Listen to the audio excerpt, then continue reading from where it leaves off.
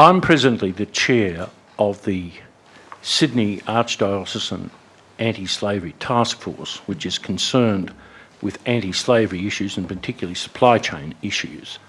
That's the context in which I raise this issue. If there's one thing in our world that the faiths are united about, it's the eradication of modern slavery and human trafficking.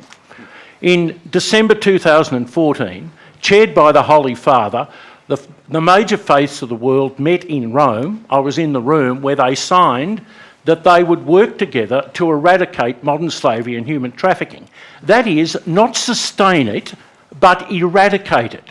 Not stop it or campaign against it, but eradicate it.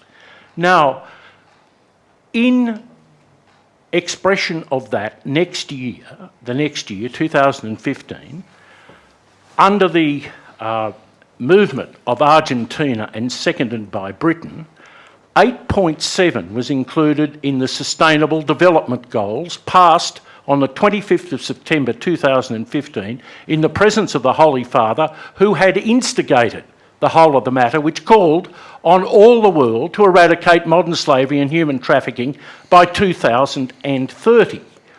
Now, what that is about is this. Is this generation up to actually doing that? Because that is what is being proposed. One of the governments that had its hand up for that was the Commonwealth of Australia, along with 192 others. That is, our policy is to eradicate modern slavery and human trafficking in our time. Now, that is something that the Australian people, I believe, want to bring about. And they would like the Australian Parliament to lead them to a situation where public, corporate and society in Australia is slavery-proofed, that we do not have supply chains in that way. We have a bill that is going through the Australian Parliament at the present time. I want to draw to the attention of our MPs just this. That bill is based on the British Act.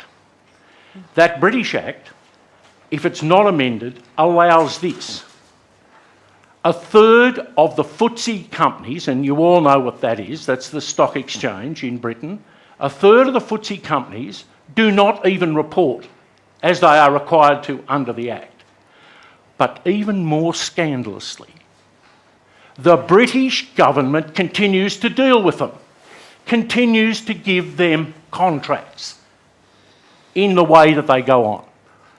If we are going to seriously, leaders, have an anti-slavery position that is moving towards eradication, it begins with this proposition.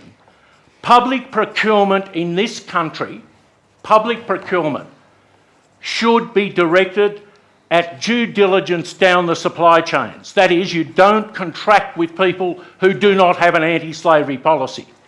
Now, at present time, the word due diligence does not appear in that Act. The Commonwealth Government and the other governments are not committing to this. I just say to our MPs, how are we going to avoid a scandal? How are we going to avoid a scandal if the Acts are left as it is, because we know what happened in Britain? And secondly, if we are seriously going to move on this, as indeed the Catholic Church has, which is that we have real contracts, that we affect the contractual relations with everyone in the country, can be done without, even done without legislation. That will move us forward. I just say this to our MPs, as Wilberforce once said to the House of Commons, you may do nothing about it, but never again will you be able to say you did not know.